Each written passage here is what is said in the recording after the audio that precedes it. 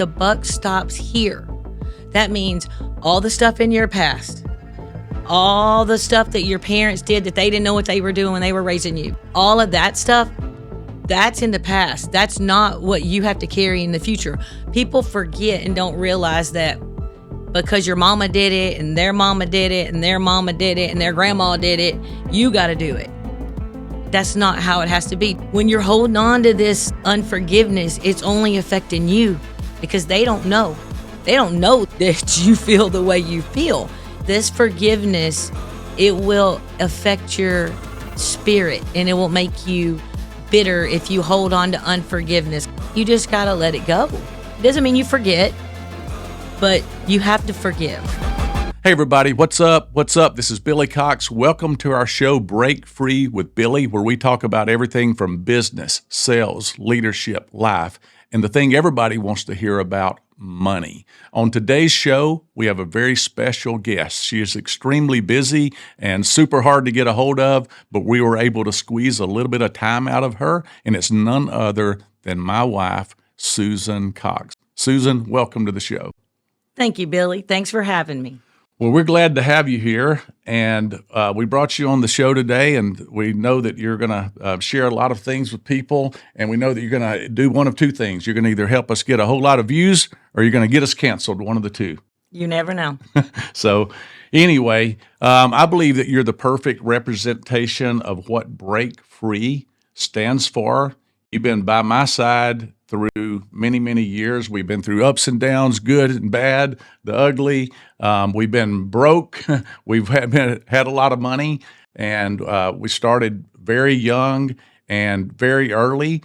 And so my goal today, and hopefully your goal, is to help people learn some things that they can do that can help them build a better relationship, and potentially, if they're in business, a better business and a better life, whether it's raising kids, a family, earning money together, being able to work together, get along together. Zig Ziglar, one of my mentors, talked about something called the home team advantage. So I'd like to talk a little bit about the home team advantage.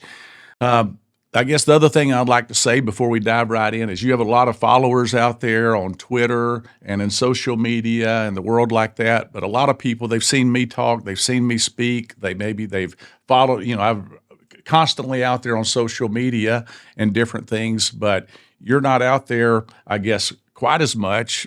Some people said like a ghost. I don't know if it's like a ghost. If anybody around you knows it's not like a ghost, but they don't know that much about you. And so they know my story, but maybe they don't know your story. And so I'm hoping today to share with them some of your story. So I guess my first question, I would dive right in, would be, who are you? Maybe from early in life, part of your raising, as we would say in the country. Well, I was born in Houston, Texas. My parents were both drug addicts and alcoholics by the time they were 16. My mother had me at 16. So I lived in the hard side, like the south side of Houston, and I just learned to be basically a survivor from the time I was little till now. Survivor? That's what I am. You can survive that. You can survive just about anything. Yeah.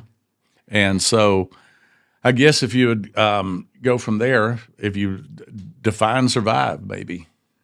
Well, when I was growing up, which is one of the reasons we have the F4 Foundation, is because we didn't have a lot of food to eat.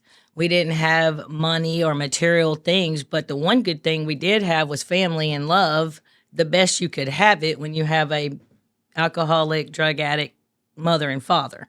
So, but I always had Jesus, and Jesus kind of brought me through all of that to where I really am today. And I give Jesus all the glory, because without him, I don't think I would have survived that. Right.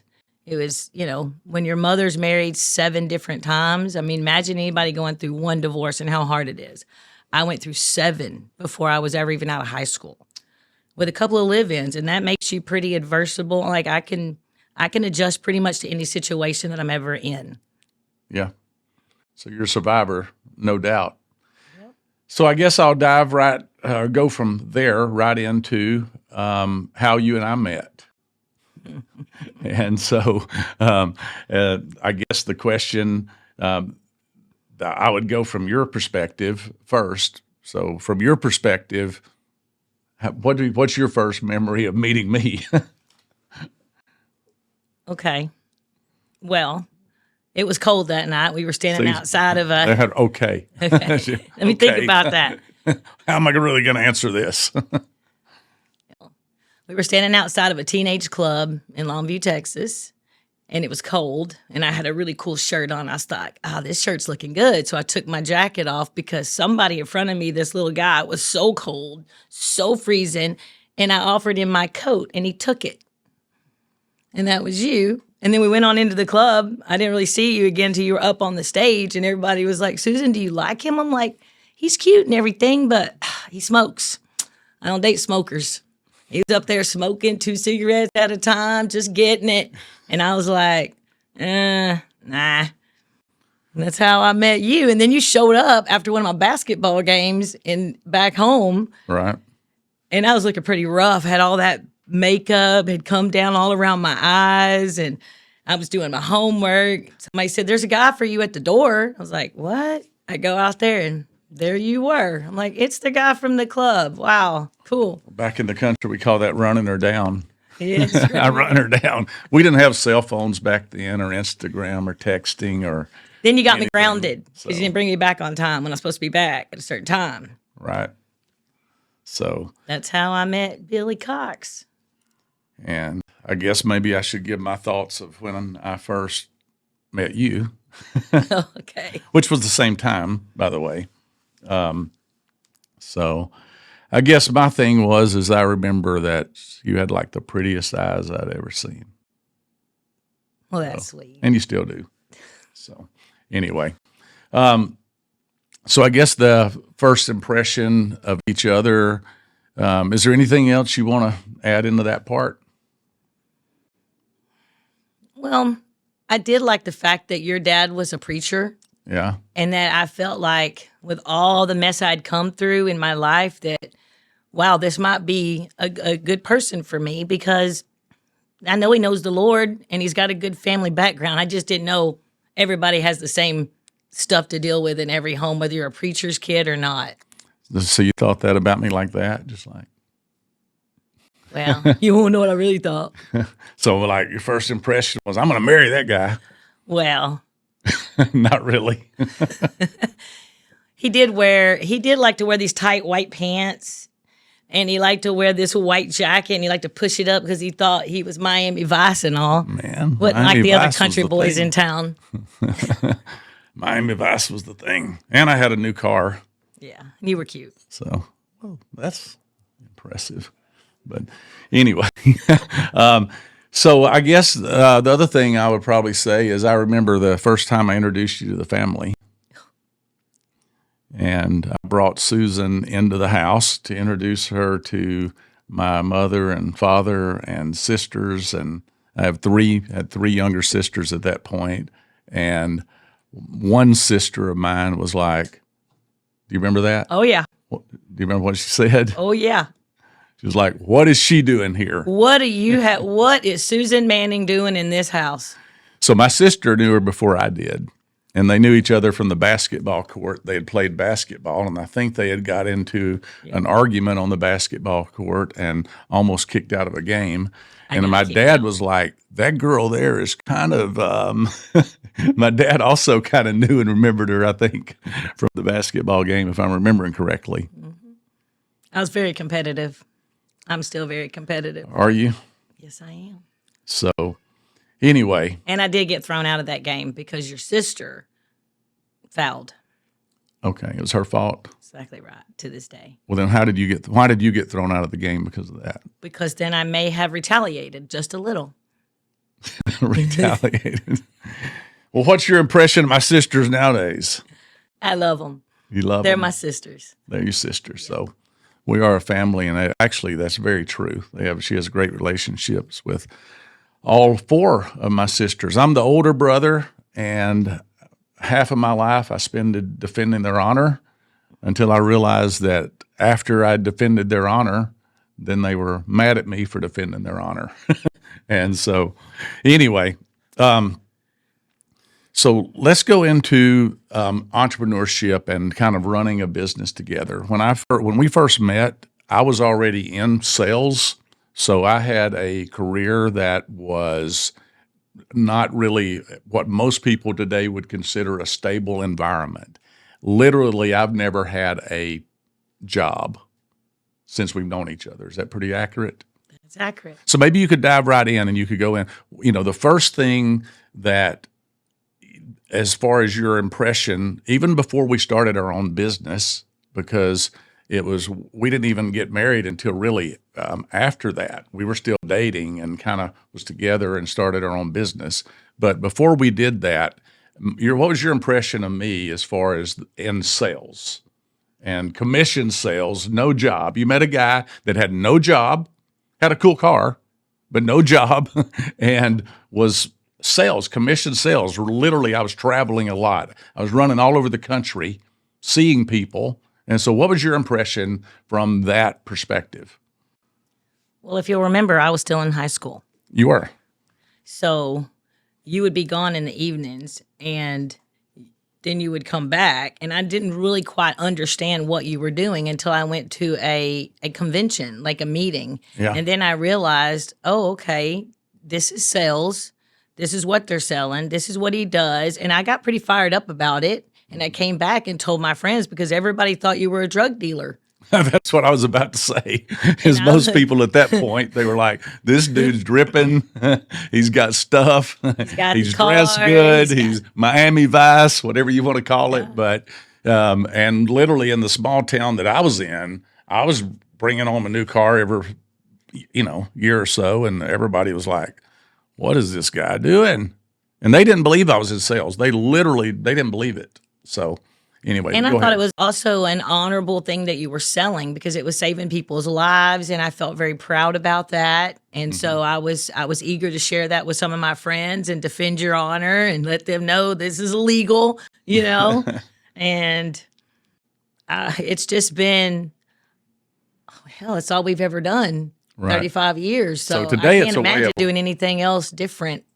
Yeah, today it's a way of life, and back then, for me, it was still brand new. It was, it's still exciting today just to be in business, to be able to do what you want to do, when you want to do, how you want to do it. And your income determines your attitude, your effort, your input, and, all of those things. So, being in sales or being an entrepreneur is really one of the most rewarding things because it really, truly, you can get paid for the services that you provide and the effort that you are willing to put into it each and every day. And so all of those things are going to determine to what level you rise along the journey. And I think today we're going to share with you some of that journey, some of those experiences, how to blend it with your business life and with your personal life. Today, we work out of the same office. Even though we don't see each other like consistently all throughout the day, every day, we're still around the same office at least several days a week, not every day of the week. And so we have to balance that and still at times, get home in the evening and still have some commonalities and still have relationship that's away from business. And I know there's a lot of people that are out there that probably experience a lot of these things. You're still going to we got the children. We've got the now 2 grandchildren, and then the 3 grandchildren, and another one on the way that's in the mix of everything. So you mix and blend all of that together with business. Sure, there's challenges that are out there, but there's a tremendous amount of rewards. And so maybe let's go back to, we'll take a deep dive back, and we'll move back and forth here maybe today, but we can take a deep dive back from the time whenever I was selling, and then boom, I was like, I got my dealership. They finally had given me the opportunity to own our own office, and we were living in one area of the country, and that meant like even before we were married, packing up and moving to another area. Maybe you could share what your thoughts on that. or what you were thinking back then, if you could remember back. Well, if you remember, first in high school, I did a work program Yes. in Lufkin once we moved from Tatum, because I moved high schools Yeah. to be with you. Yeah. 2 hours from all my friends, family, and everybody. And I just went to a school. I knew nobody. If I went from a 2A school to a 5A school like that, I knew nobody. But it was, I got in the work program and they thought I was working for Billy Cox. That was my boss. So I was trying to learn how to do some things just in case, like I needed to learn how to do business stuff. But it was kind of funny because when we went to the banquet and everybody was like, man, that's your boss? I'm like, yeah. And they're like trying to hit on him. I'm like, now, wait a minute. Had to shut that down real quick. So yeah, that was, so I guess to set the stage for that story, literally your mother was in the middle of getting a divorce. I was just getting my own office in the company that I'd been selling for almost 3 years, and that involved moving. And originally we were able to move into an apartment and set up and start our own office within that company to continue selling the same product, but then as our own individual business. And I've shared this on a previous episode, but we want to get your perspective on some of these things, Susan. So it was about 3 weeks later, and there was a national meeting going on that weekend, and we had not attended that meeting. And before, you were talking about you'd been to some meetings and events and different things within the company, and those were great meetings where you learn a lot of information. But that one we decided not to go to because we couldn't afford to do it. And about noon on the day of the last meeting, I said, we need to go to that meeting. I don't know if you remember that or not, but I felt like you didn't want to go because it was high school prom. It's my prom night. Okay. So did we miss the prom? Yes, we missed the prom. Best thing we ever did. And went to the meeting? Yes. Okay. So we went to the meeting. And do you remember anything about that yes. meeting? Or what did you think that day when I was like, we really need to go to that meeting? Well, I just remember meeting a lot of the people and thinking that, wow, these people, they're making it. They're making it in life. And being 17, I just wanted to make it in life. I didn't want to be and have what my parents had. And I just wanted to leave all that in the past and move forward. And I just saw some really cool people, and I met some really cool people that I just thought, yeah, this is cool. I'd like to be a part of this. Yeah. And then you took notes, I guess, got a little more fired up than I did, Yep. So went home, set some goals, and literally we started to attract a lot of people, and it was a big turning point there in our business and career. And I think one of the things we made a decision on, and I would like to get your perspective on this, but we made a decision we would never miss another meeting or a function or an event where we could go network with winners, socialize with winners, hang out with winners, and develop that sort of mindset, elevated mindset that winners have. Because I think if we would not have went to that meeting, it sort of scares me to think of potentially what may have happened. Yeah.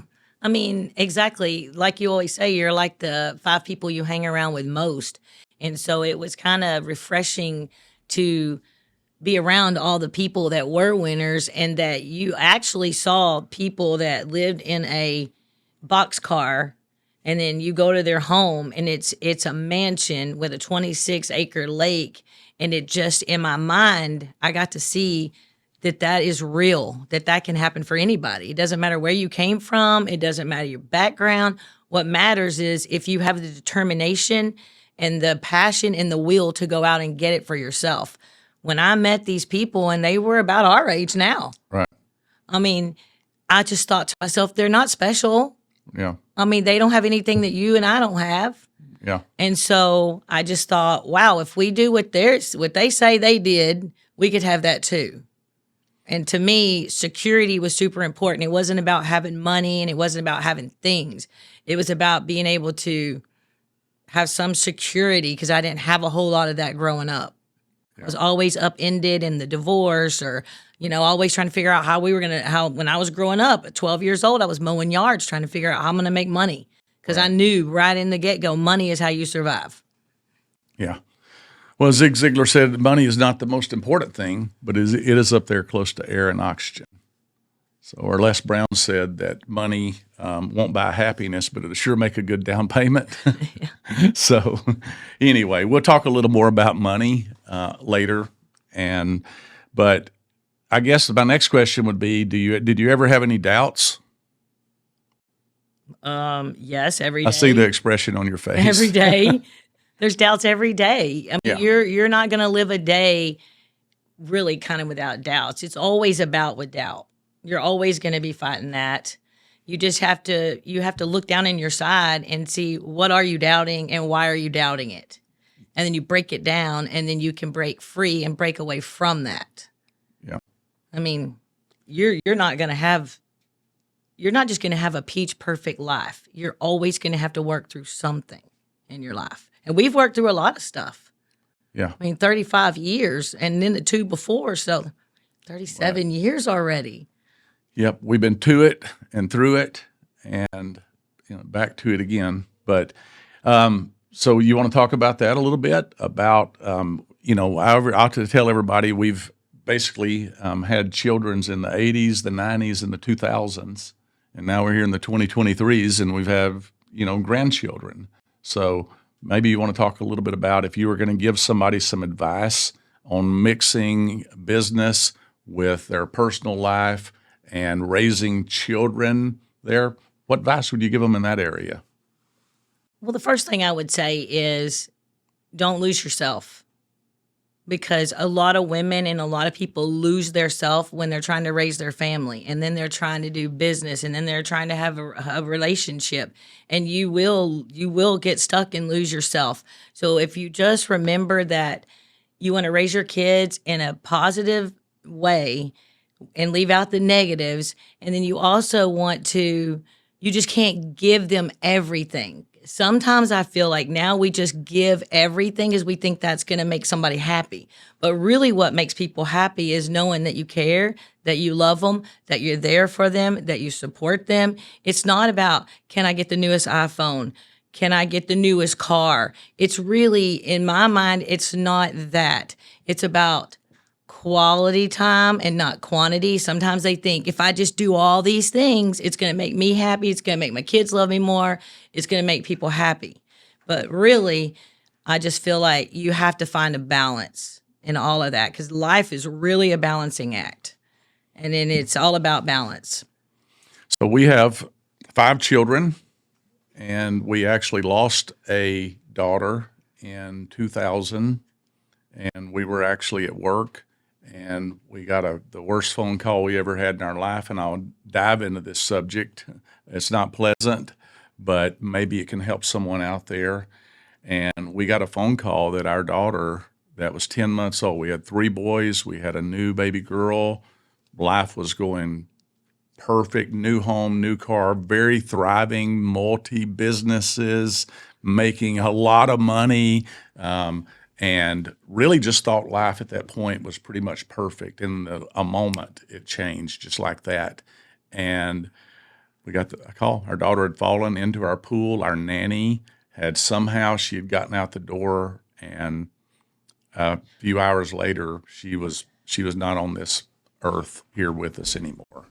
And so maybe you could share, if someone out there is experiencing grief, they're experiencing whether it's a child or family member or something, just extreme like that's going on, maybe you can talk a little bit about those really, really, really dark times and how as a family and how as a business you can potentially get through them. Well, what I'd like to say is you have no options. You have Yeah. to go. I wanted to shut down. I tried to shut down. Right. There's no option for that. As sucky as it is and as crappy as it was, it happened. Yeah. And I had to come to grips with that. And I spent weeks on the couch. You remember? Yeah. I thought life was over. I just didn't want to breathe. I spent right after that, like I got the phone call. Yeah. And the babysitter said, she said the baby fell off the stool because she kept putting her up on this stool in our kitchen. And I'm like, well, is she okay? And then when it dawned on me that the baby fell in the pool, I didn't really want to tell you at first because I thought I can fix it. This is something I could probably go fix. And then I realized, because I hung up from her and I called 911 immediately and they were already at our house and it didn't sound good. So that's when I came in and told you what was going on. And so then after all of that, I just felt like crap, man. Every time I get moving in life, I get knocked down. I mean, and that's exactly how I felt. And I was really mad at God for a long, long time because I'm like, okay, you pulled me out of the slums. You gave me this great family. You gave me this great home. You gave me this great husband. You gave me this great career. And now you're taking it away. And that's how I felt. And then one day I had a friend came over because they were trying to pump me full of this medicine and stuff. And every time I'd open an eye, I'd take a pill, try not to, be in the day. Because damn it, I didn't want to be in the day. I couldn't imagine another day has gone by now without my kid. So then my friend came over and she was being mean to me. And I thought, I'm about to get up and punch her in the face. I was so angry. And she just looked at me. She, get your ass up. And I said, excuse me? I was very angry. And she said, get your ass up. You have these 3 boys you got to take care of. And it was the craziest things. I looked over there and all 3 of them were just sitting there. And it made me so sad because it was so true. I had to get my ass up. I have 3 boys to raise still. I can't go through life like this. Yeah, it sucked and yeah, it hurt, but I got to get up. I got to put my big girl pants on. I got to move forward. And that's what I did. And so I tell people that in the beginning, I call them the dark days. And it was about 11 months and 3 weeks of it. Because I remembered in 11 months and 3 weeks, one day I didn't cry. And I said, oh my God, I didn't cry today.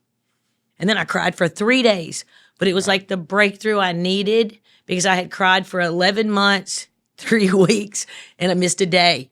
Right. And then that's when the healing started beginning. And I just realized, and I prayed a lot, and I cursed God, and I still have to beg for forgiveness for the things. But luckily, your dad, he knew we were hurting, and he was a preacher, and he knew that we would take things out on each other, and that we would take things out on other people. So he told me one day, he said, Susan, he said, I know you're hurting. He goes, so whatever you do, with all the anger you got, he said, throw it onto God because he can help you and he will forgive you when nobody else will. Because you might say things to other people because it's happened to me. People have said things that you don't really, it ain't that you don't forgive them, but you don't forget. Right. And so I just really took that at heart and I started giving it all to God, man. And sooner or later, you'll start healing your heart and then you start learning how to live differently. You don't get over it and you don't just move on. You learn to move through it and get through it and your life changes. No matter what, it's never the same.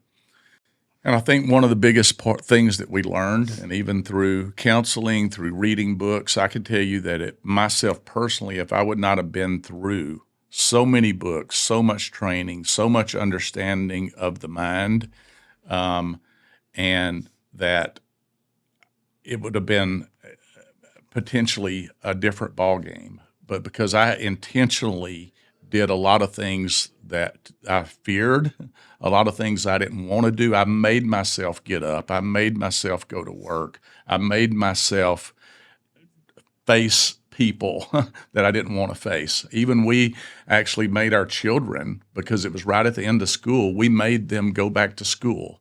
Because I knew psychologically that if they didn't go back to school and face the children in that school for the next few days before that school year ended, because the teachers had all said they can stay out to the end of the year, but I knew based on what I had learned from books and audios and people and understanding, I knew that they needed to go face that and back into their network of friends that they had there.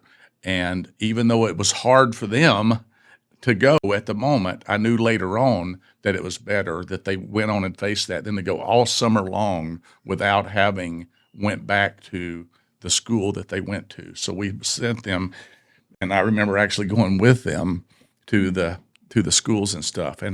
But one of the biggest things is that you just it's hard, but you don't, if you're in a stage, intentionally make yourself do some things, if at all possible, not to stay stuck in that one stage forever, and that eventually the tears of sadness will turn into some tears of joy for the gratitude for the moment that they were in our life. So like right now, I'm so grateful for the amount of time that we did have, for the time for her being here. I couldn't watch videos for a long time. Now I can watch a video or look at a picture and I smile. I look at it from a different perspective of being grateful for the time. And it's the feeling of I would rather have loved and lost than never to have loved at all. And so if anybody says, would you change that?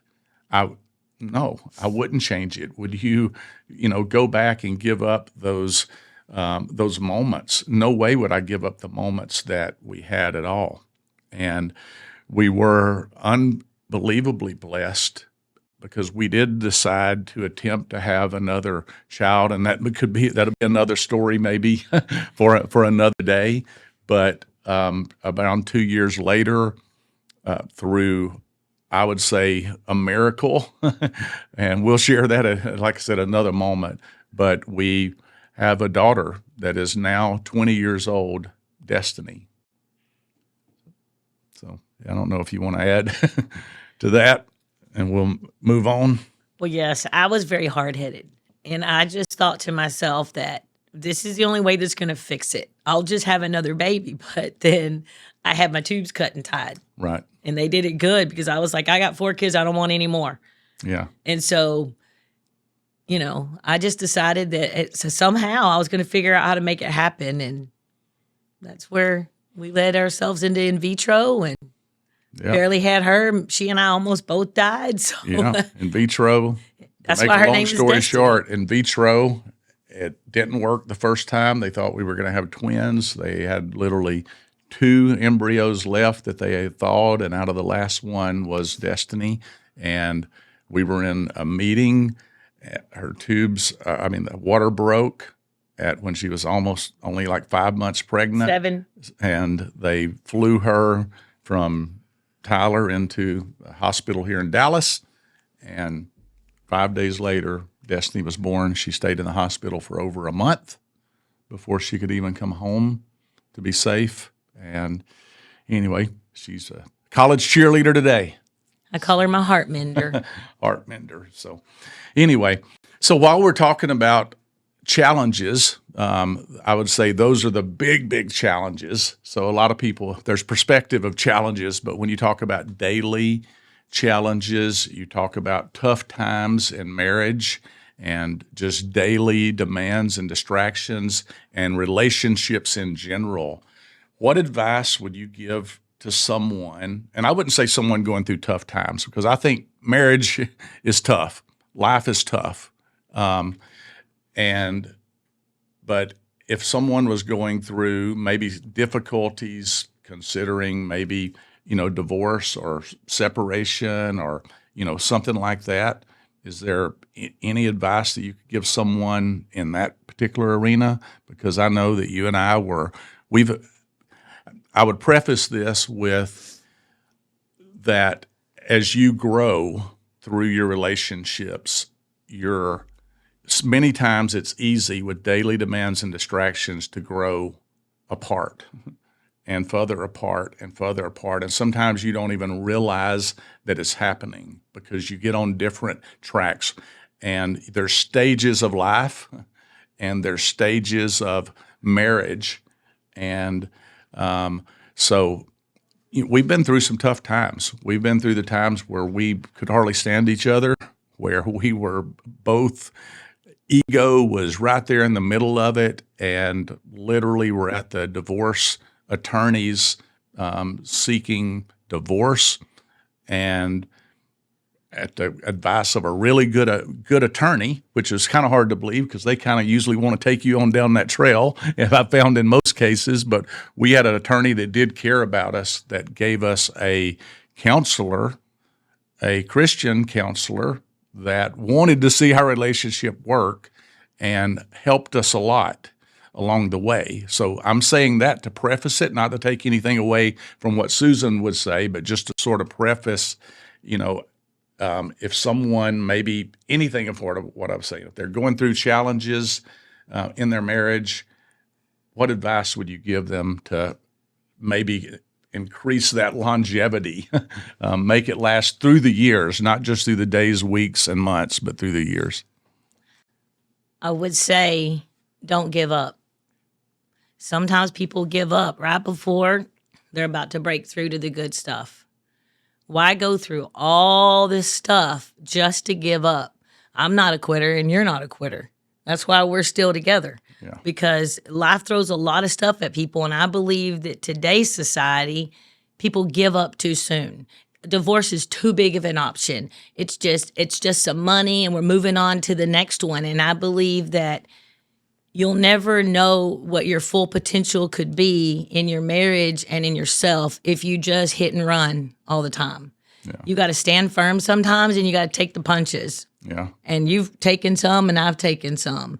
And I've always thought, and I tell my friends that are going through stuff, that don't be scared to get help. Don't be scared to ask for help or to go seek somebody who knows more than what you know. Go seek out counselors. They may know something that could help you. Now, I've been to some that they are not your kind of counselors. I know more than they know, and that's not, you don't want to pay for that.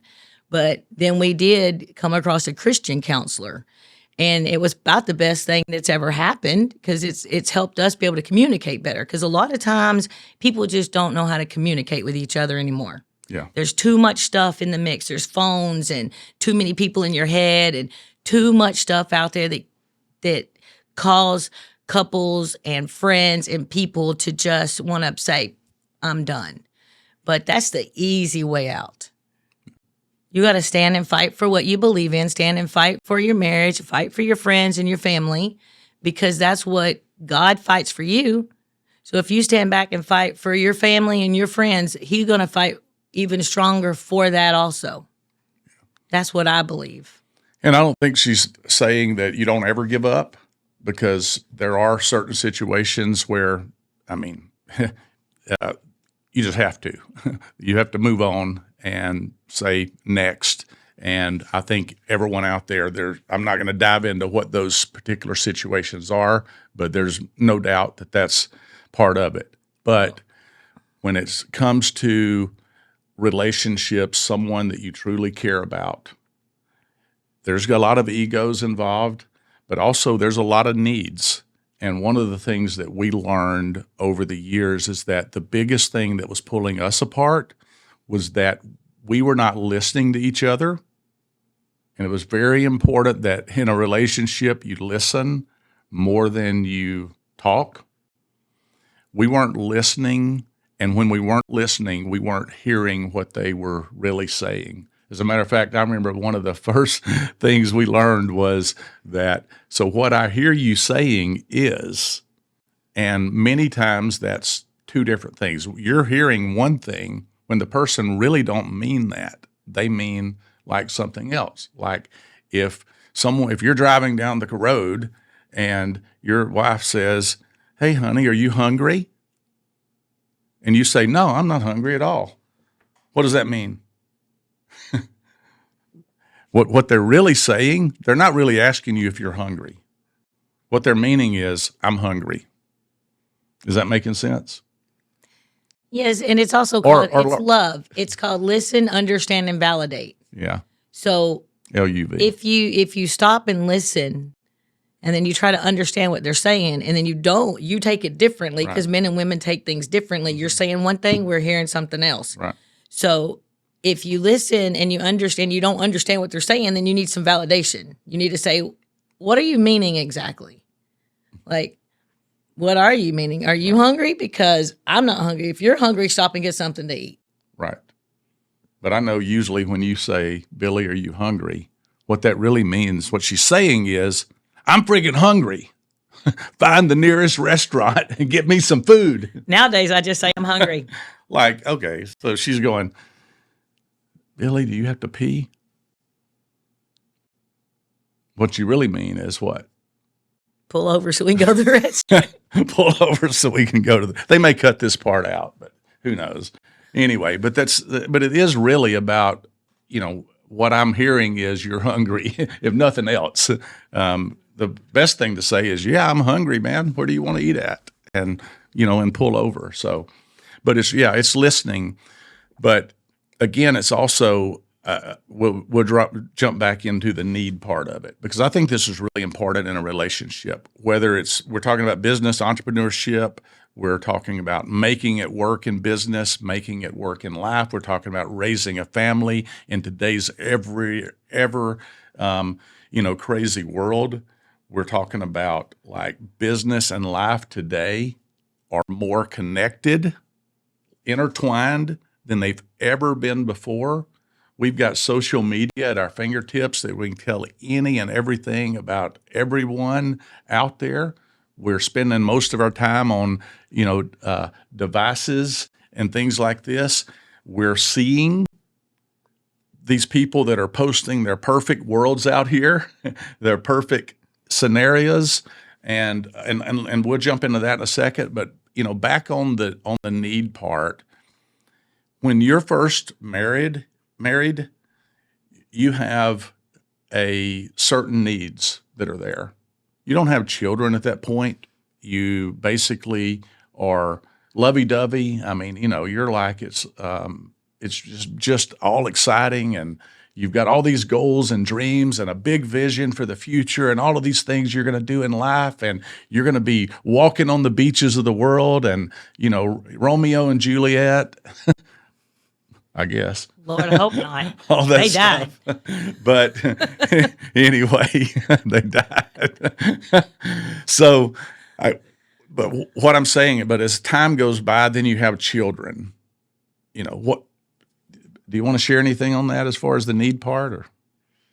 Well, the one thing people need to understand is that you need to know what your needs are. Right. If you don't know what your needs are, how do you expect somebody else to know what your needs are? Right. So there's a few great books out there on love language and knowing your partner's love language, and that can work with your friendships, with your work, with your employees. Knowing somebody's love language isn't just about really a couple. Mm-hmm. It really kind of goes throughout the world, and a lot of people don't know what their own love language is, and until you can figure out what yours are and then what your partners are or your friends are, it's a barrier that will come in between there because y'all aren't speaking the same language. Right. Like, yes. I know what yours, I think I know what yours are, and I kind of know what mine are, I think. I feel like mine change sometimes. I'm in a season right now of a few years over 50, and so I feel like my seasons are changing. I'm in a different place now. Right. My wants and my needs are a little bit different than they used to be. Back in the day, everybody wanted that car, want that house, want those diamonds, and got all that. But it doesn't fill me. Right. I get more fulfillment from helping someone else in life overcome some of their tragedies just because I've been through them. I have people call me all the time, can you help my friend? I don't know them, but they just know that I've been through so much stuff that I could teach a counseling course, and I've never even been educated on that. I don't have an education other than the books that I read and the things that I've done and the positive and motivational stuff that we've done our whole life. If we wouldn't have started doing that at 17, I know we wouldn't be where we are today. A lot of people miss the boat on that, and we talk about it, but people don't really understand it until you've lived it. Yeah. It's so much better living life with a positive outlook than with a negative outlook. Because if you're always talking negative stuff's going to come to you because you're calling it basically into existence. You're bringing it about. Yes. Power in the tongue, says Yes. the Lord. So why not speak the good things? We're going to have bad days. We ain't all sitting around perfect and peachy every day. But as long as you try to stay on that level and try to stay along the positive road, it will make your life so much better. We wouldn't be where we are today if we wouldn't have had that. Yeah. You are today accumulation of the books that you read, the associations that you have around you, the people that you surround yourself with, and the seminars, events, things like that that you go to and you attend, and you mix all of those things together, and it changes your perspective. It changes your outlook. So, I guess the final thing on that part would be at least to ask each other, what are your needs, and listen.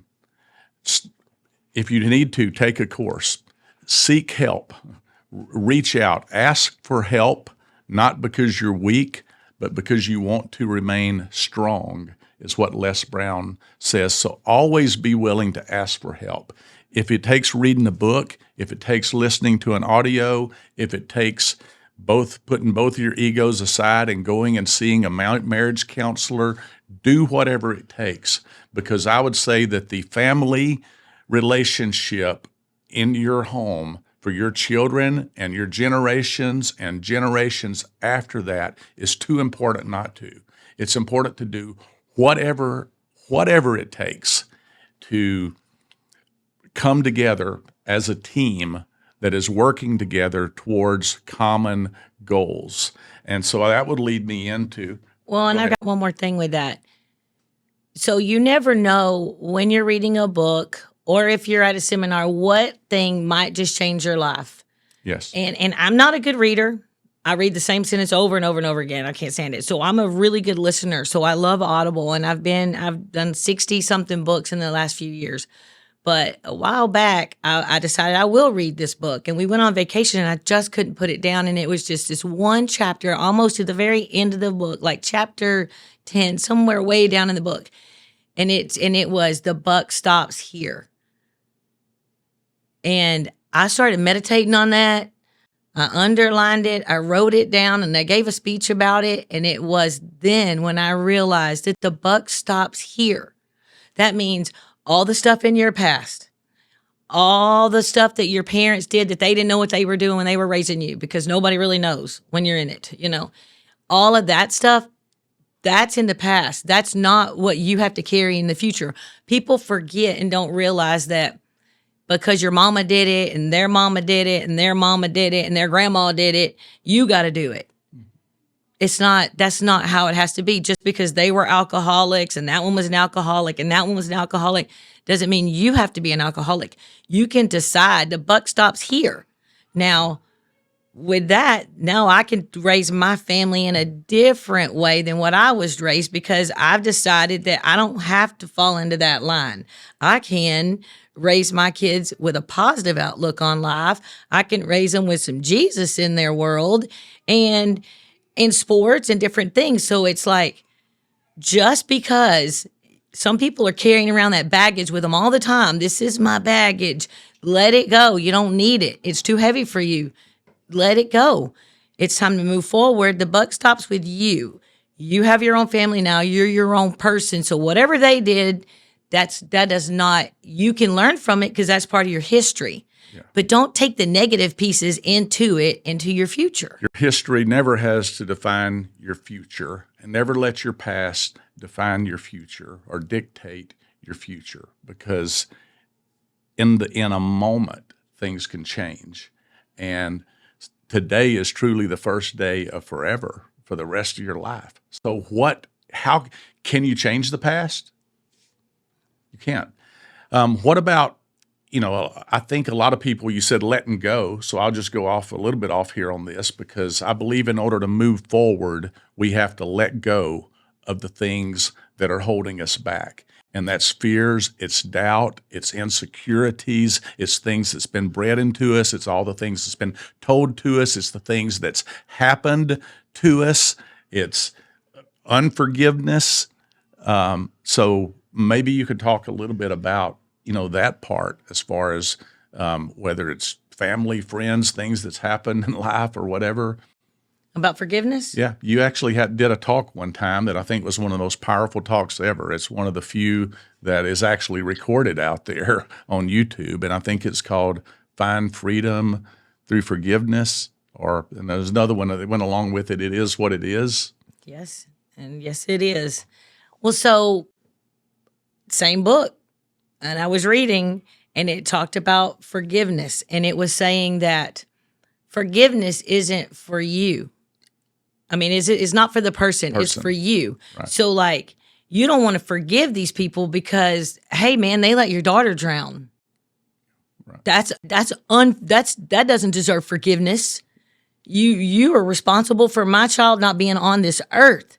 Right. And man, I was holding on to that pretty tight, and I was pretty upset. And what I realized was, when you're holding on to this unforgiveness, it's only affecting you because they don't know. They don't know that you feel the way you feel. And so what I realized was I need to forgive this person, not because she deserves it, right? Because I need it. Because this forgiveness, it will affect your spirit and it will make you bitter if you hold on to unforgiveness, because most of the time the people don't even know they've offended you. They don't even know you're hurt by something they said. So you just got to let it go. You just got to take all of that and let it go and forgive. And it doesn't mean you forget, but you have to forgive. How can you move forward unless you're willing to let go of some of the things there that are holding you back? And that's that vicious cycle that so many people get caught up in over and over again in Groundhog's Day. And if you find yourself living in that Groundhog Day of doubt, of fear, of unforgiveness, all of these different things that continue to repeat themselves over and over again, then you've got caught up in a pattern.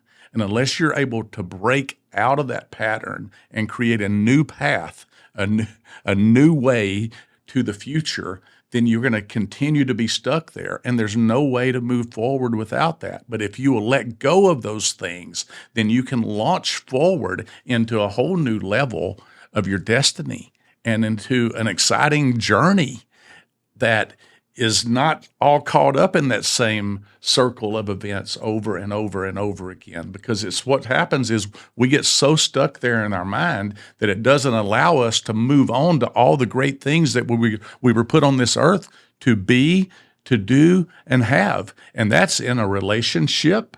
That's in earnings for your business or for your money. It's in the type of people that you're going to bring in. And if you're constantly living in that zone, you can never move to a much better zone of fresh air and a new level.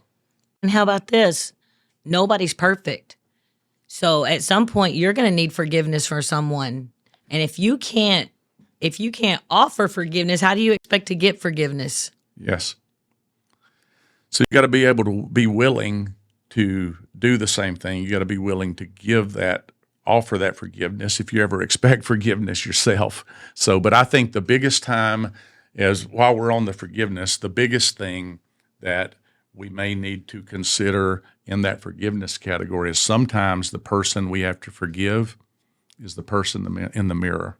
Because a lot of times we're blaming ourselves for so many of the different things that truly we couldn't control, that were out of our control, or we didn't even know what was going on or happening when it was happening at that time. We're way past that as a person, but we're still holding on to that as some of the baggage that you were talking about, the baggage that we need to let go of. So what I'll do right now, you were talking a little bit about goals and dreams, and I would just like to ask you here, what is the importance of goals? We both are really we talk a lot about goals, having a goal, having a dream, having a vision for the future, being clear, getting extremely clear about your goals. I always say clarity is power. The more clear you are about what it is you want, the more likely you are to achieve it. So I'm constantly preaching that we got to get clear, we got to get focused, we got to get going.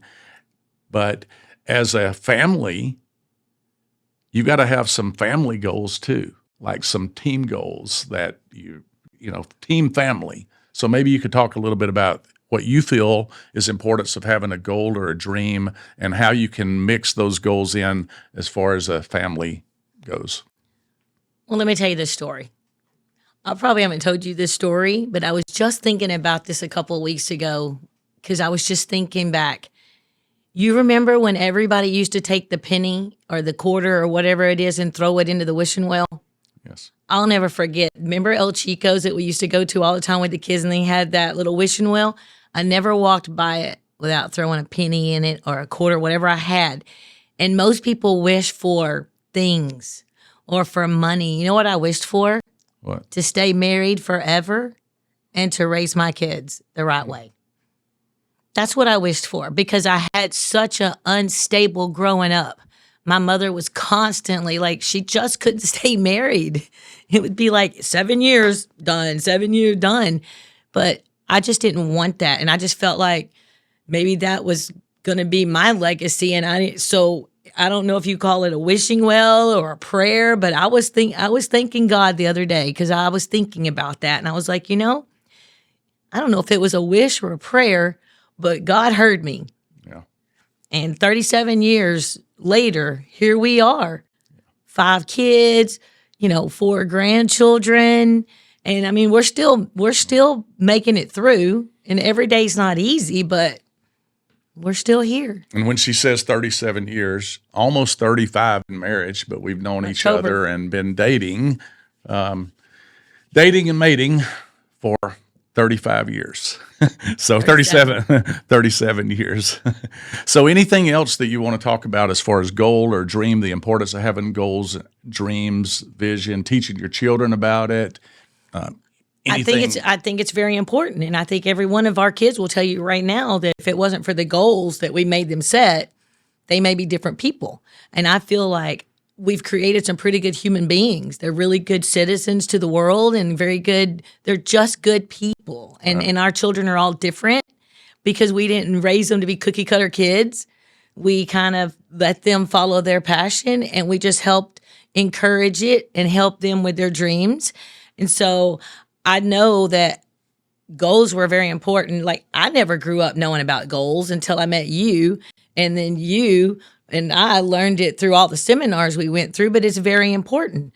A goal is really kind of like your dream, what do you want out of life? And if you don't know what you want, then how are you going to get these things? Like you have to set a goal for your future. You have to set a goal for your family. My goal was to make sure, and this is just my personal self, that I did everything with my kids. Like I don't miss nothing. I don't think I've ever missed anything. Still don't. I mean, my daughter's a college cheerleader and we're at every home game. If she's got an event or anything, I'm there. And it's just always been because I think it's because my mother didn't show up. Yep. She was never there. So it's just very important for me to always be there. And I'm very happy with that. And the other thing, and that really goes back along with owning your own business or being in sales where nobody can tell you what to do, when to do. You get to choose that. You get to manage your time. And how you manage your time makes a unbelievable difference on your future. That means you schedule things. That means that you plan things. And if you will do the things that others don't do or aren't willing to do whenever you're out working, and if you'll focus and keep the main thing when you're out there working and you're getting after it and you're hustling and you're busting it and you're making it happen and you're building your business and you're duplicating and you're replicating and you're doing all of these things that you need to do, then your business is a tool that can help you achieve any goal or dream or anything you want to achieve in your family life. We can get to take the ski. I mean, one of our best vacations, our whole family gets to go skiing. We take them all skiing together. We get to go do all of these things that we can do. And it's because we chose an entrepreneurship way, and we chose to do it together as a team working towards some common goals. Yeah, we've had our challenges. Yeah, we've had our disappointments. Yes, we've had our setbacks. Yes, we've been broke. But it's all worth it if you're willing to put in the work, if you're willing to put in the effort. And that's for your relationship. That's for your business. That's for the people that are around you. That's for your community. That's for anything that you want to do. But you got to be willing to do these little things on a daily basis in order to do all these other big things that you want to do. And if you will do those things, anything is possible. And wasn't it great having our own business so that I could leave in the middle of the day and go to a field trip, or I could go and have lunch with my kid? Because in a normal 9 to 5 job, you get this little bit of time and you don't get to go and do the things that I and you have been blessed to be able to do. It's not even feasible to think that it's possible and I'm not downing anything, because if you're in a job and you love the 9 to 5 and all of those things, there's a lot of advantages to that. But for us, it's worked the total opposite. We can do what we want to do. We've always been able to do this because we were willing to do the little things out here daily. We can do all of these other things. We do get to make the baseball games with all of our kids. I was able to coach 2 baseball teams. All of my sons, I coached their teams, sometimes 2 teams at one time, and still ran a business. But sometimes in a business, nobody tells you just got to work at this moment or this moment. We were up last night at midnight working. Susan was doing things at midnight last night so she could do this podcast today.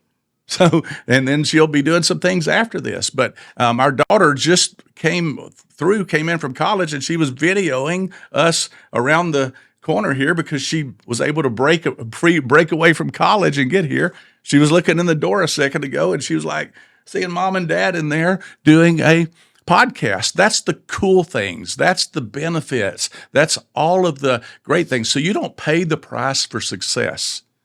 You pay the price for not doing it. You enjoy the benefits of doing those little things on a daily basis that lead up to the big things. You don't pay the price for reading the books and doing the time and expanding your brain and expanding your mindset. You enjoy the benefits of reading the books, of exercising, of getting up early, of watching the sunrise, of writing your gratitude list, of writing down your goal list, and going out there and putting forth the right attitude and going out there and putting forth the right effort. That you enjoy the benefits of doing those things. And yes, there's some discipline involved and there's some scheduling involved, because nobody's going to tell you got to go do it.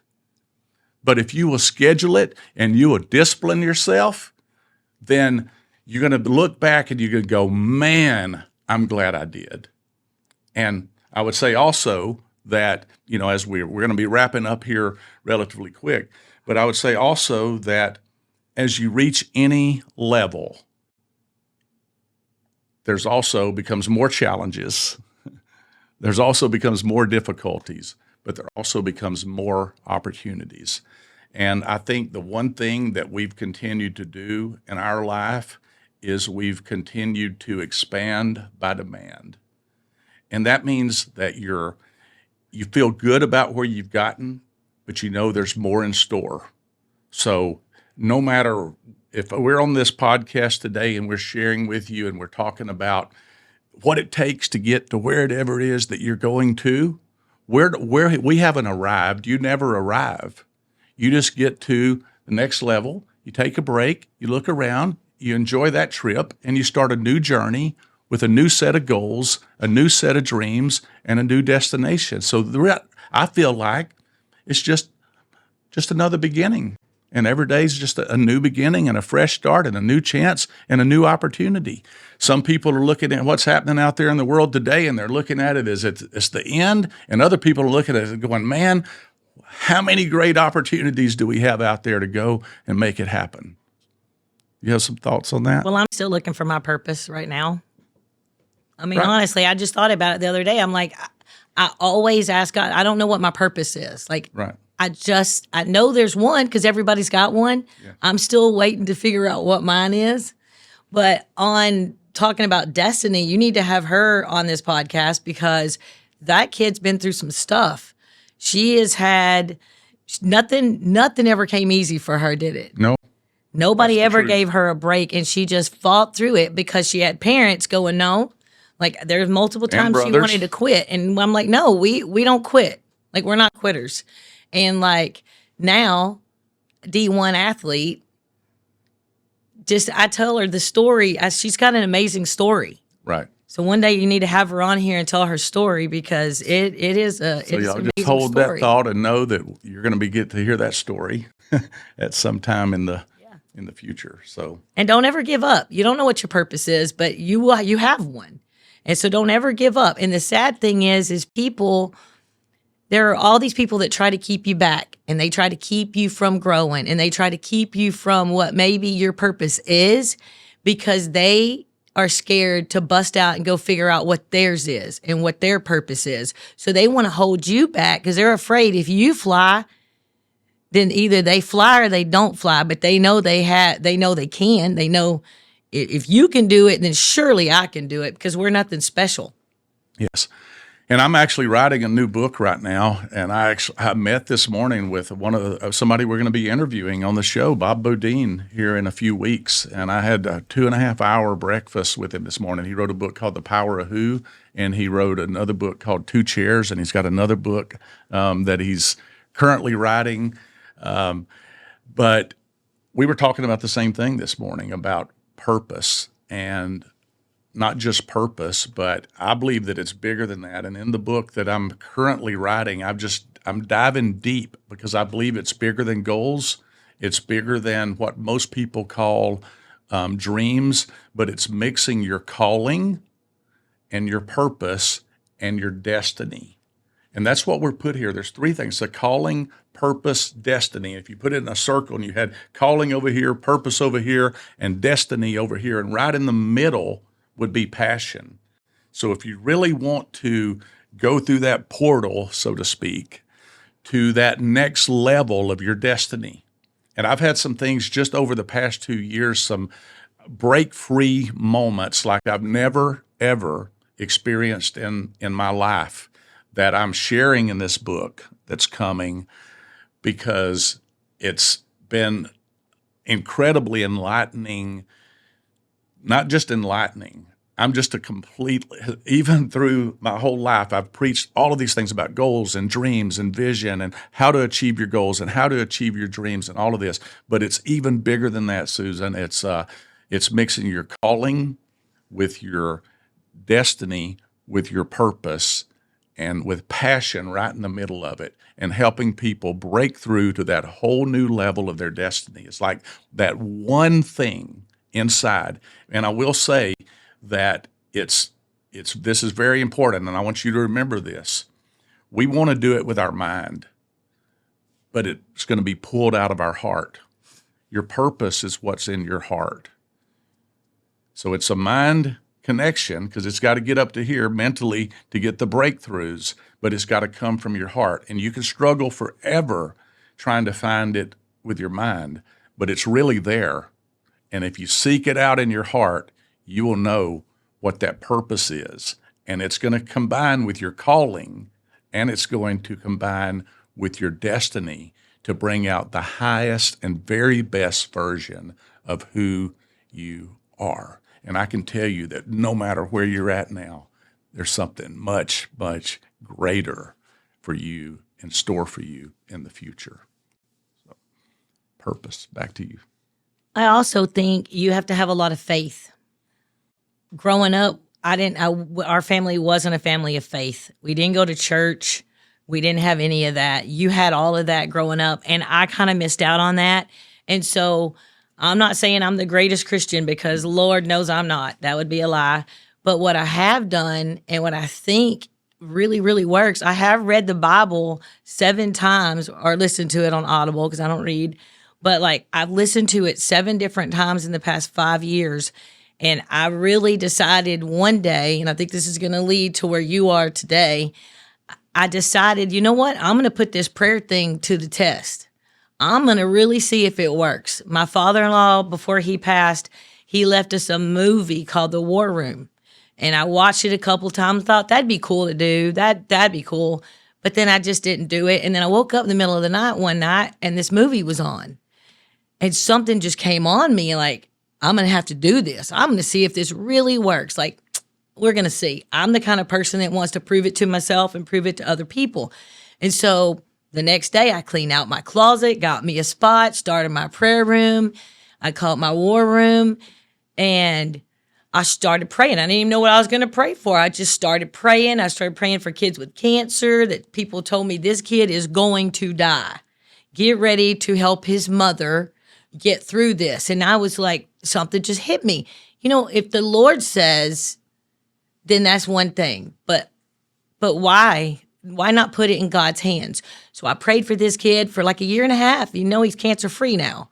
Kid that was supposed to not be on this earth. So I'm pretty proud of that. But the biggest thing that you probably don't know about is that everybody always says the most powerful thing that a wife can do is to pray for her husband. Because of a lot of the water we have under the bridge, it's very, very hard for me to do that. Right. Like, it was very hard for me. And then, like, about 2 months ago, maybe 3 or 4 months ago, one day I just decided, you know what? Yeah, that's what I'm going to do. And I mean, I humbled myself before the Lord. I was down on my knees, and I was crying, and I was praying for you. And I thought, wow. When I was done, I was like, okay, that wasn't so hard. And I feel pretty good about it. But I knew in myself that there was a bigger purpose for you. And I didn't know what it was. All I knew is I needed to pray about it and I needed to pray for you. And then it was right after that when I start seeing you make all these changes and turning your life around and just making really significant changes. And you're thinking, well, it's my 2 chairs with the Lord, which it is. But I feel like when a man prays for his wife and when a wife prays for her husband, there's nothing more powerful than that. When you're praying to the Lord for somebody you love like that and it's your spouse, I just feel like he will come in and he will give you the answers and he will help you. And I just think, I just keep following my path on that because I feel a lot more at peace with myself now than I did in any of the years past, just having that peace of the Lord and just knowing that in the Bible, he says he wants everything for us. Like his purpose for us is to have everything that we want.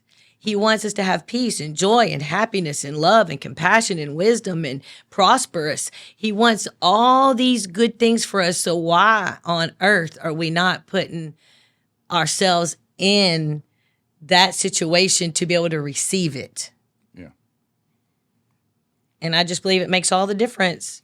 Well, I do know that the war room, your prayer room, when you committed to doing that and you really dove in and you started doing that, not just in our relationship, but and from our children and now the new grandchildren in perspective, I mean, it's like just a lot of amazing things have happened. I mean, even our children who, have their own families now, but they're calling us up going, are y'all going to church today? You're going to be at church? They're even holding us accountable. And so I think that's just been pretty amazing. And I definitely have to give you credit for just diving in there and being very, very consistent with that and with your belief in that area. Well, it was also nice to see that I didn't realize that you were having a problem with praying after your dad died until I read one of your prayers that you, after months, stuck on your side of the war room. Yeah. And then I realized, wow. I was like, I didn't realize you were struggling with that because we were all struggling, but you were really struggling with that because your dad was such an amazing person and is such a God follower. And he led us all we got to see it. He didn't just say the words. He lived the life of the way the Lord wanted him to live, whether we thought it was right or not. That was his truth and that was his life.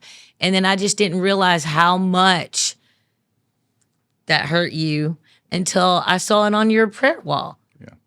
And maybe the Lord led us to all of that so that you could get right where you are right now. I hear you. The other thing that I do want to just for the record also bring up, because Susan's mentioned a lot about her family and struggle and childhood and, the different things that she had to go through. Her father passed away several years ago also. They had really mended their relationship and was at a very positive state. Her mother, she loves her mother incredibly, very, very much, and talks to her and has a relationship there. So it's and many times we have to realize as we're looking back and we're going, maybe the way we were raised, we don't know. Maybe they were raised 10 times harder than that. So we can't just always go and blame that. If you hold on to that blame and you go, oh, I'm here because of this, you got to take the blame away, and you got to be willing to look in the mirror and go, my past don't determine my future. My family, whatever's happened with me in the past, let the past be the past, and I'm going to move forward and accept responsibility from here. And I've learned this, that a person will not move from childhood to adulthood until they're willing to go, I am where I am because of the choices I've made. You take complete responsibility for where you're at and for where you're going. And as long as you're blaming someone else, then you're never opening up the door or that gate or that pathway to who you can be. Once you accept complete responsibility for where you're at, that's the day you move from childhood to adulthood. That's the day you break free. When you can accept and look in the mirror and go, if it is to be, it's up to me. And you make that decision that I'm going to do it. I'm moving forward no matter what, period. And it's no outside force can stop me. Only me. I'm the only one that can stop me and keep me from doing it. So here's my final question. Actually, I got two more. One is this: after 35 years of marriage and business, how do you think we are able to keep things not so boring, mix it up, and still find things to talk about and commonalities and different things like that? Well, I'm the funny one. That's for sure. I think you have to be able to laugh at yourself sometimes, and I'm trying to teach you that. Hilarious. Besides being the funny one. Yeah. What's your question again? That was funny. After 35 years of marriage, how do we keep things not so boring and find things to talk about or to keep the relationship thriving? Well, I think with us it's because we're always evolving into something. We're just not stuck in one zone. We're always doing something different, whether it's business or books or travel or kids or whatever. I just think we always just keep evolving, and we kind of try to go along with the times, but still keep ourselves and our foundation firm. Yeah. I'm very strong believer of foundation and history and America. Yep. So evolving with the times would be number one. But I don't think we need to settle for stuff. Just because somebody's pushing something on us all the time and they want you to buy this doesn't mean you need to buy it. Don't mean you need to eat it, and it doesn't mean it needs to be what you need to grab a hold of, because we're getting a lot of stuff pushed on us these days from all sorts of areas, from every social media you can imagine. And sometimes you got to take some of that stuff and you got to look at it and you got to toss it. And some of it's good and you want to hold on to it and learn something from it. But just remember to stay firm in your foundation and don't get sucked in to every problem out there. Like it's good to know what's going on because you Right. need to do your part. Yeah. But just try to keep yourself from getting sucked into it.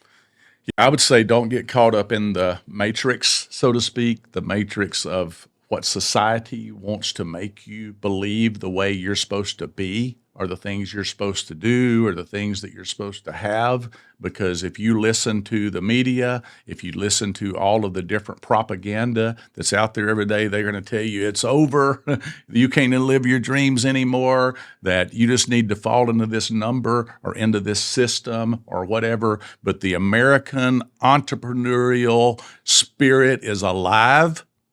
It is well for the people that are breaking out, for the people that are willing to stand up and fight for it and break through, and are willing to go out there and just do new things, attack the day with the right attitude, attack the day with the right perspective, to open up your creativity and start to ask yourself the right questions, to start to ask yourself, is this real?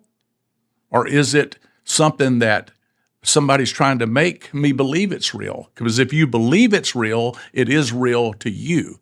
But if you start to question things outside of the box, then all of a sudden you will get a new perspective, and then you'll start to take actions based on your new perspective. You'll start to get some brand new and different and exciting results.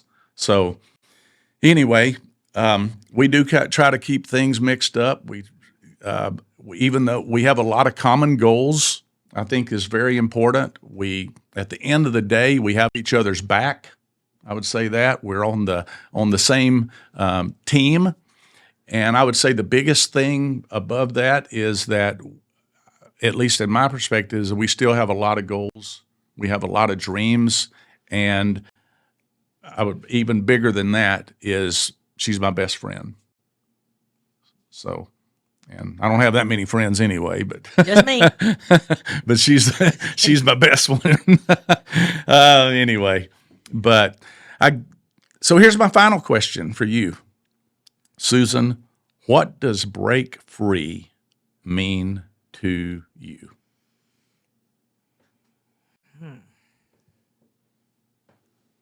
Well, I guess it depends on what area of your life you're thinking about, Yeah. because break free could mean a lot of different things to a lot of different people. Right. Sometimes you got something that's holding you back.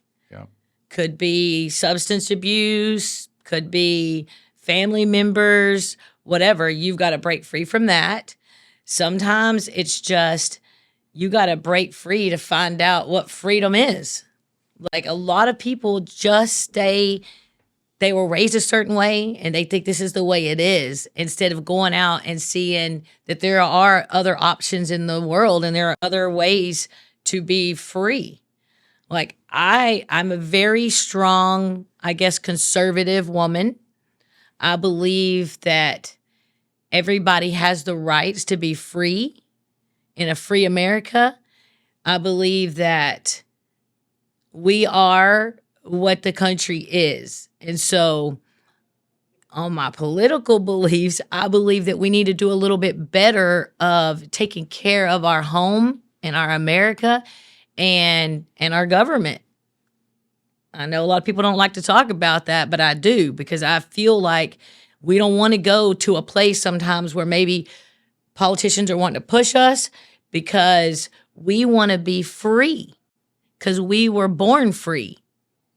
Like, nobody gives you these rights. You were born with them. And when you realize that you were born free, it's easier to remain free and to spread the freedom around to everyone else and let them know that life is much better when you're a free spirit, when you're a free person.